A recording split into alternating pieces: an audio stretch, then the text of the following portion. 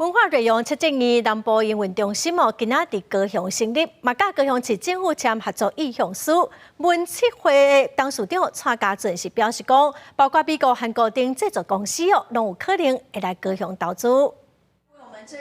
文化内容772董事长蔡家俊、高雄市长陈其迈两人做伙签合作意向书，嘛宣布文策院的南部营运中心17正式成立。陈其迈表示，无论是电影、电视的制作，也是 AR、VR 新科技的结合运用，这几年伫高雄已经做出规模。透过文策院的对接，希望会当互南部的文化相关产业有更加侪资源。藉由跟文策院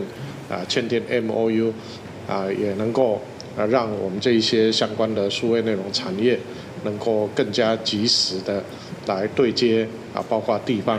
跟中央的资源。文策院去年2024年，光一年我们大概就投资了大概快100个各种影视、舞台剧、漫画各种专案。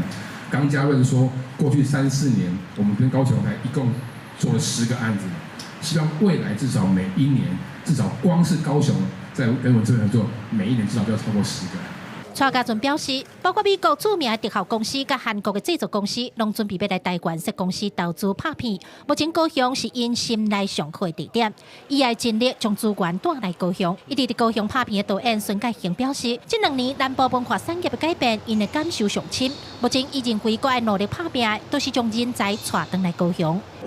包括主创、包括技术职的工作人员，都可以一起回到高雄。那作为在高雄的创作者，以后如果我们想要开发、我们想要设置新的作品的话，就是也才有人可以一起跟我们完成。文正义表示，高雄伫文化科技这方面做了真好，透过双方的合作，会当促成更加侪企业甲文化工作者即时做对接，好在地文化内容产业有更加侪发展机会。记者柯家做邱兆雄高雄采访报道。